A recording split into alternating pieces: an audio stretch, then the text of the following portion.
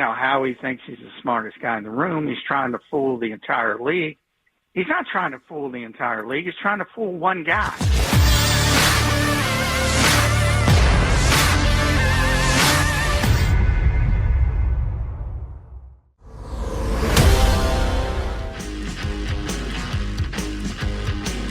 Hour number 2 here on 94 WIP. Jody Mack sticking around for another 3 hours. Seems like a long way off. I guarantee I get there.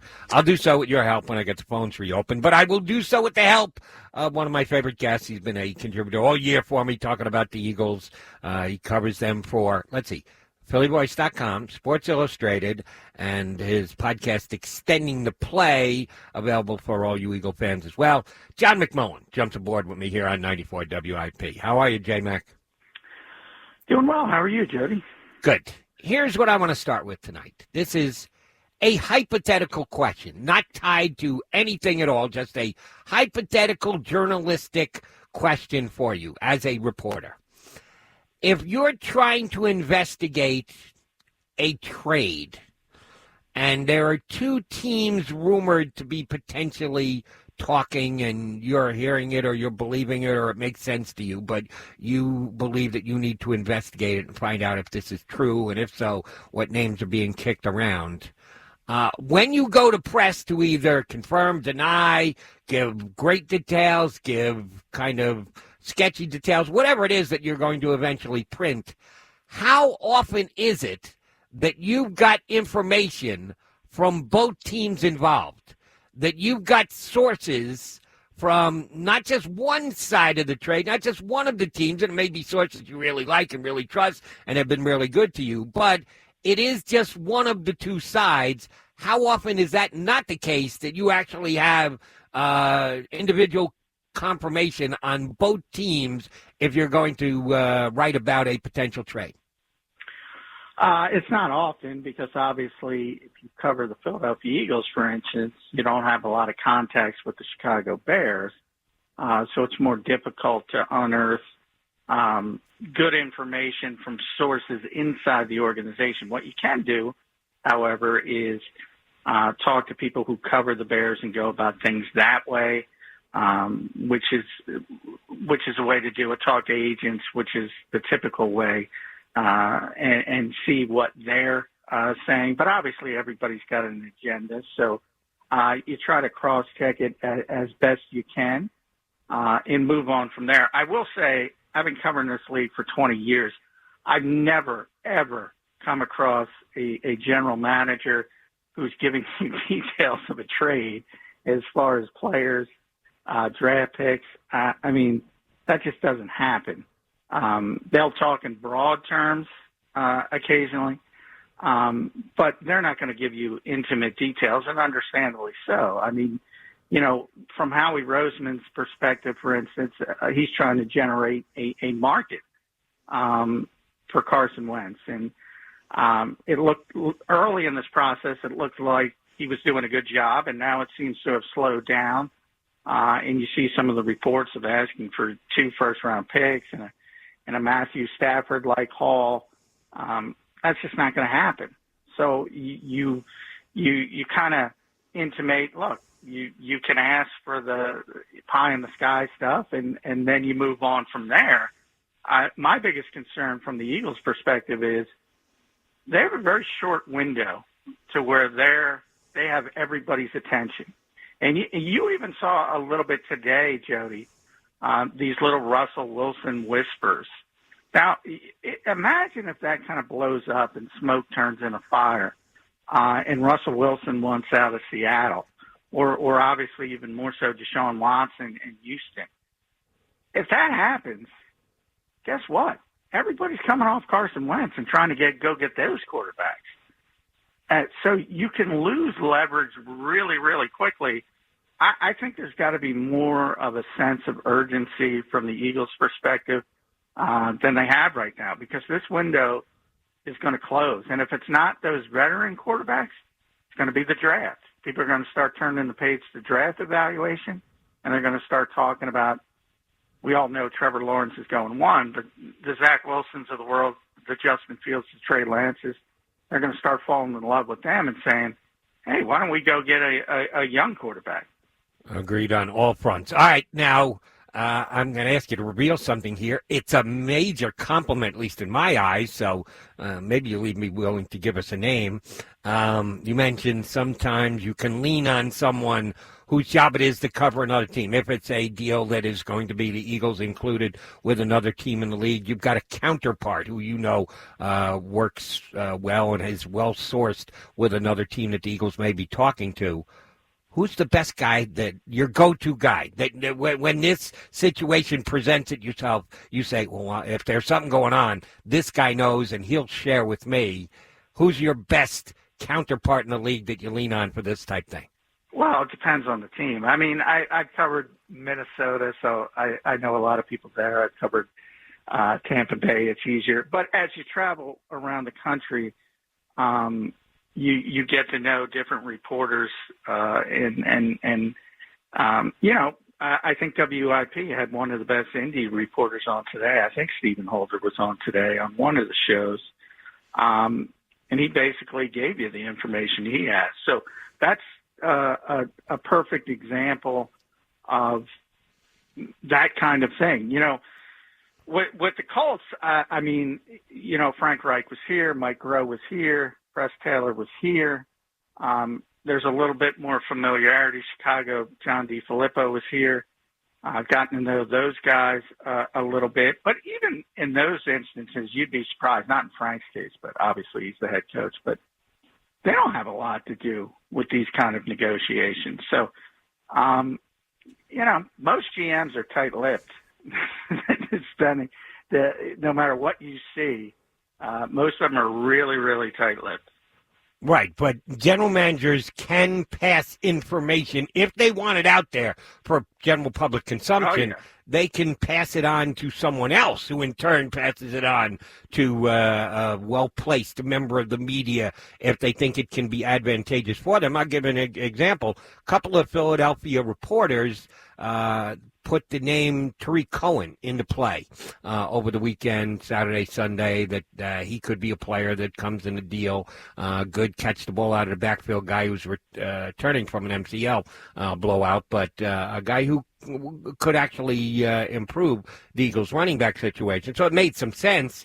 But I had Hub Arkish on last night, and you know Hub well, covers the entire league, but it's Chicago-based, and he said his sources told him that Tariq Cohen was reached out to, and he made sure he talked to the general manager of the Bears, and he said, no, we have not mentioned your name at all, and we're not planning on mentioning your name in any trades. So, again, sometimes information can be let out that can maybe move a needle a little bit, but it doesn't mean it's actually transpired or has happened. Yeah, I mean, everybody's got an agenda, and that's the difficult part. And you got to try to pick through it and try to sift through it as much as possible. And obviously, it's best to double source everything. And you mentioned Hub. I mean, and Hub does a great job, but you didn't even need him. Tariq Cohen went on social media and said that himself, so that's a great source. That's a phenomenal source. But even then, I mean, you talk about Ryan Pace and the GM in Chicago.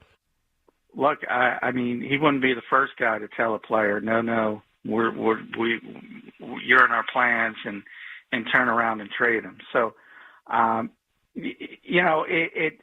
until something happens, obviously, it's really difficult. But what we can all surmise is, look, Indianapolis is interested, no question about that. Chicago is interested, no question about that.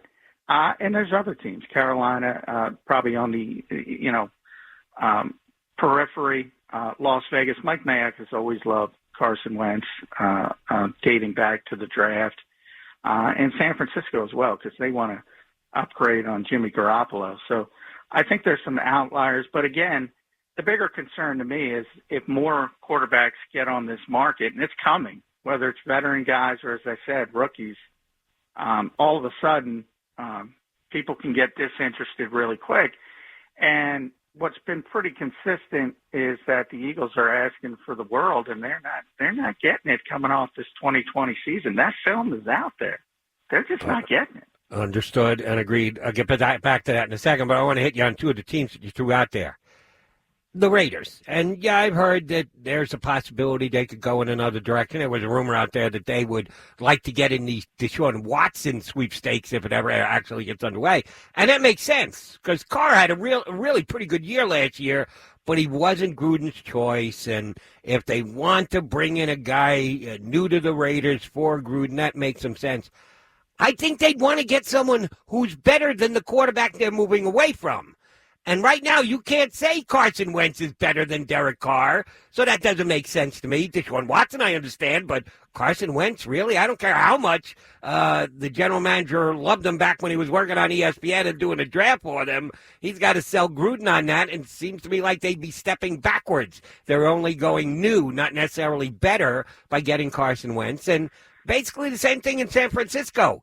Is Carson Wentz actually better than Jimmy G in your estimation? I do think he's better than Jimmy. I don't think he's better than Derek. I agree with you wholeheartedly. But anybody who knows John Gruden knows he is the definition of the grass is always greener. I mean, that is a guy who gets somewhere, loves the quarterback for 2 weeks, and then can't stand him. And by the way, that'll happen to Carson Wentz. As soon he'll love him, and then it'll be over in the honeymoon, and he'll be looking around the next corner. That's just John Gruden. He's always been that way. It was interesting with Kyle Shanahan. He gave up on Jimmy Garoppolo in their run to the Super Bowl. If you were paying attention to the 49ers during that run, it was the divisional playoff. He threw an awful interception to Eric Kendricks to the Vikings, and they just completely shut down the pass. They just ran the ball. And they ran over the Vikings, and they had a tremendous running game, tremendous offensive line. They ran over the Packers in the NFC Championship game, and he just wouldn't let them do anything. And he lost all trust in him.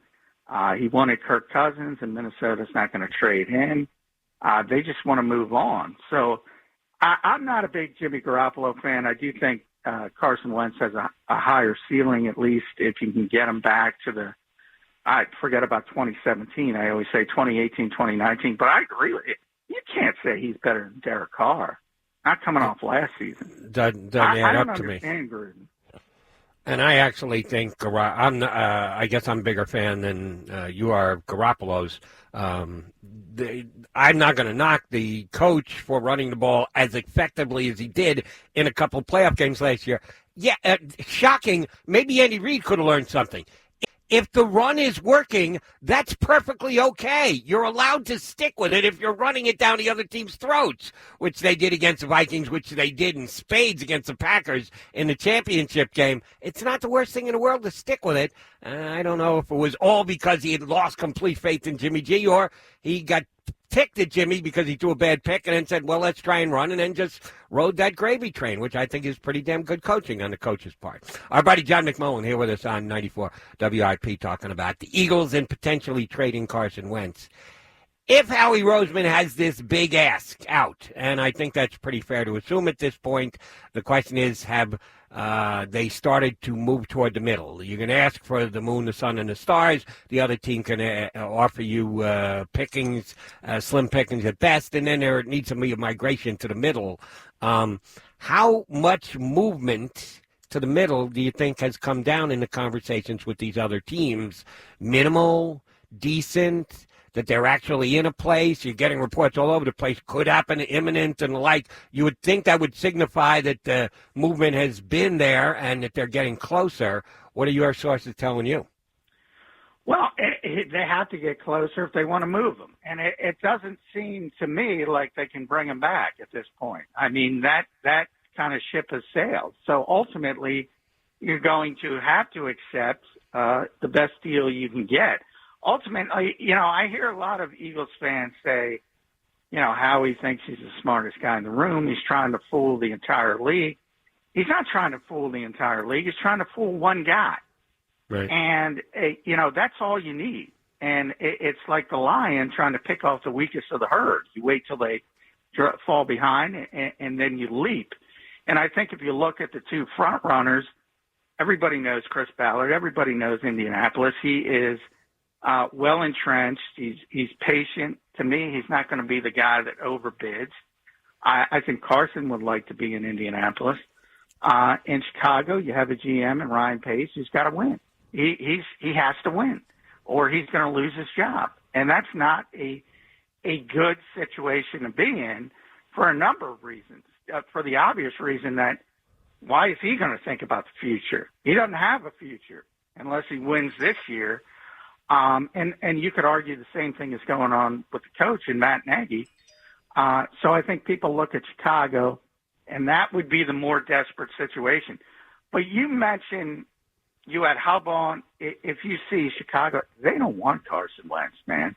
And I don't know how that is going to permeate. I mean, there's people in Chicago talking about he's not an upgrade over Mitchell Trubisky, which I think is silly. He is, but he's not exactly well regarded out there right now. And again, it goes back to that 2020 film and how he better act pretty quickly. Well, let me respond to your point because I think it's a good one, but I'll try and clarify it. Understandable for me from a Chicago perspective because right now they don't necessarily trust their general manager and they don't have a whole lot of trust for their coach either. So if you get Carson Wentz, the general manager and coach are going to come out and say, we got him on the down tick. We're going to build him back up. You wait, you'll see. Coach is going to get his hand. Going to be perfect fit in our system. The Chicago fans don't trust either of those guys. In Indianapolis right now, Frank Reich still generates a lot of trust. Chris Ballard generates a lot of trust. So if Indianapolis trades for him, I think Colts fans will sign on because those they're telling you he's going to work for us are people they like and trust. That's not the case in Chicago. So I think you're right. Chicago is not get us Carson Wentz ASAP. It's because they don't trust the guys who are pulling the trigger on the trade. Yeah, and understandably so. I mean, if you look at Ryan Pace and his quarterback history, it was Mike Glennon. It was trading up from Mitchell Trubisky from 3 to 2, and he didn't even have to do that. And he did it anyway. And, oh, by the way, that was the Deshaun Watson, Patrick Mahomes draft as well. So he's got that strike against him, and then Nick Foles, and, that didn't work out as well. So, he's built a great roster, really, if you think about it, especially on the defensive side of the ball.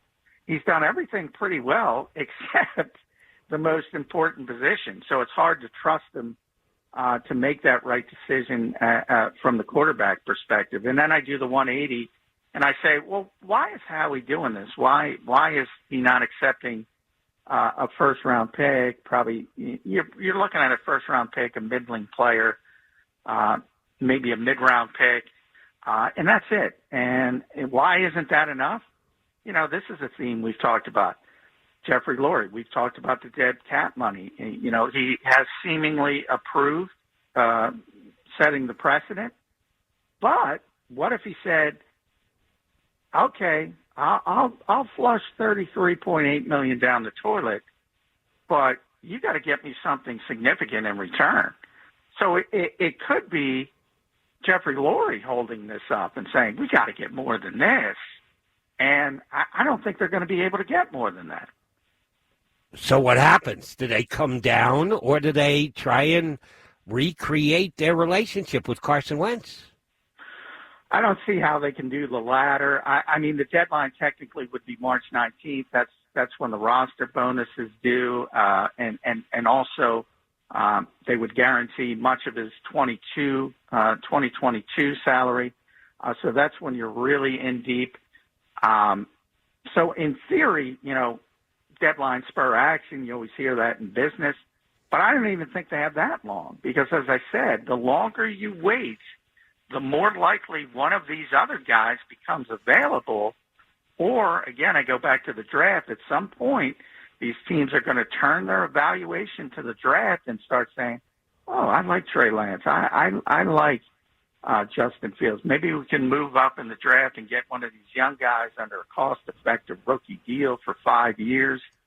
The more you drag your heels, the more likely a Russell Wilson, a Deshaun Watson, even a Kirk Cousins, even a Jimmy Garoppolo, a Derek Carr, even those guys make it much more difficult for you to have the same leverage you have right now. And that leverage, to me, is a very, very short window.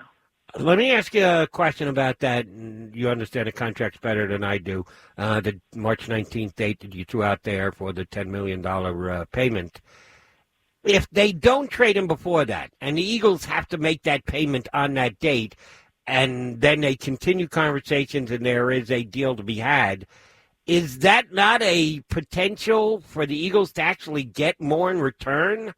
Because if you're Howie Roseman, you're saying, listen, we talked about this before this, and the $10 million was going to be on you guys because you were trading for him before it was due. Well, Jeffrey wrote the check. Carson's got the cash. It's less that you guys have to commit. Well, you got to give us what we asked for. Could that actually increase the haul that they would get in return and basically pay for it by writing a $10 million check right after the new NFL year starts? Well, in theory, I see what you're saying, but also understand what I just said on when you started that question. By that point, they will be on to other bodies, almost assuredly. Somebody's going to be available.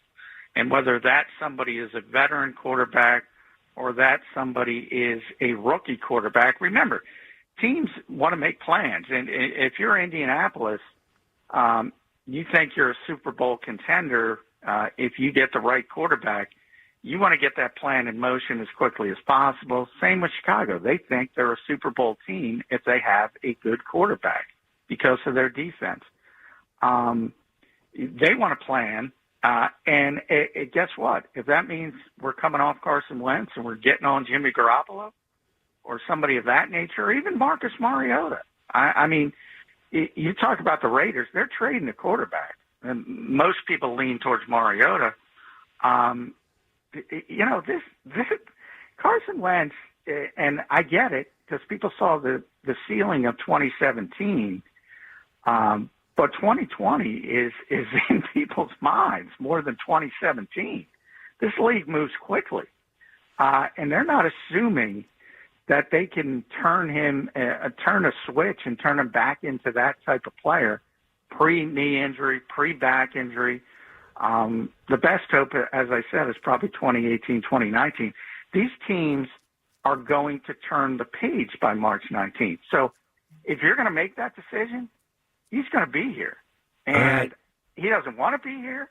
You've made it clear you don't want him here. I don't think that's going to work out well. Let me run this one by you because, again, I had Hub on last night, and he said something that kind of surprised me a little bit, and he knows better than me because he's working sources around the league on a day-in, day-out basis. I asked him about Carson Wentz and the last season being as bad as it was. How are the Bears going to sell him? First, they have to sell themselves on it, and then they got to sell it to their fan base. That he had as bad a season as he did in 2020. And he said, Jody, I'm not saying this specifically about the Bears, but I have this feeling about the league in general that if somebody had a really bad year this year, that it won't be held against them like it has in previous seasons because it was a COVID season and there was no preseason. Training camp was so minimal that it was ridiculous, and practices were compromised all year long, that teams will be more willing to look with a less jaundiced eye at something that happened in 2020 than any years before that. Was he just whistling in the wind, or do you think there's actually something to that? Have you heard anybody say something along those lines? But it was 2020, the COVID season. Yeah, I agree with Hub completely. And it's interesting because I brought this up with Tom Brady comparing to Carson Wentz. Now, Tom Brady's obviously switching teams, switching conferences. He's 42 years old. Now he's 43, but he turned 43 in August. So, if you go back to the offseason, you probably remember a couple stories, a couple lighthearted stories. The first one, he walked into the wrong house. Wrong house, yeah. And left with Now, this is a guy who already has this 6 ring. He's chomping at the bit to get the playbook to start preparing. Then he got in trouble for working out with his friends in some public parks in Tampa when everybody was on quarantine, even in Florida. And he got a little pushback over that. But the reason I bring that up, because that kind of defines great athletes. And I don't mean just, great talented athletes. I mean the true superstars, the true all-time greats. the one thing they all have in common is work ethic. This guy's already got 6. He's doing everything possible to get number 7, which he ultimately did. I got to tell you, in the offseason, left to his own devices, Carson Wentz didn't do anything. And this is a guy who had poor mechanics. And I'm not talking about working out. He was working out like a madman. He gained weight. He gained strength. But his issues are mechanical and fundamentals, and they always have been, in footwork. And he's the type of guy who needs those off-season practices, those OTAs, just to work on those mechanics and keep getting better and keep getting incrementally improving in that aspect of it. He didn't have that last season. So I do believe that's something Chicago will use to convince themselves. But I got to tell you, they're not going to have it this season. It's going to be virtual again, almost not official, but this whole league is preparing to do it again. So I don't see much changing. That's why I think anyone who thinks the Eagles are going to get a haul, I actually don't think they're going to get a first-round pick. I've been on the record as saying it all along. I've said the best they're going to do is a day 2 pick. And if they misplay it time-wise, and you've discussed this a lot and gave us some good insights on it, on time frames and the bonus payment and when you get closer to the draft. And, oh, by the way, no combine, so people can more fall in love with players and might fall in love with players sooner because they don't have the combine to fall back on. They may have to take a day 3. If you and I think we both said this and agree, that it's going to become untenable, that they're going to reach a point where they say, we can't keep Carson Wentz. The only thing we can worry about is getting this $33 million debt over and done with and moving on. I think they're going to have to settle for a day 3 pick, but we shall see. I don't know if it's going to happen tomorrow or the next day or next week, but if it hasn't happened by next week, John, I'm going to ask you to come on and join me again. Thank you very much for joining me tonight. Anytime, Jody. Always appreciate it. My pleasure. That is John McMullen from PhillyVoiceSI.com, his podcast, Extending the Play, one of your better Eagle podcasts here in town. Jody Mack hanging with you here on 94 WIP. We'll come back, restoke the phones, get aboard at 215-592-9494. You can text us on the same number you call us on. Wow. 215-592-9494. The 94 WIP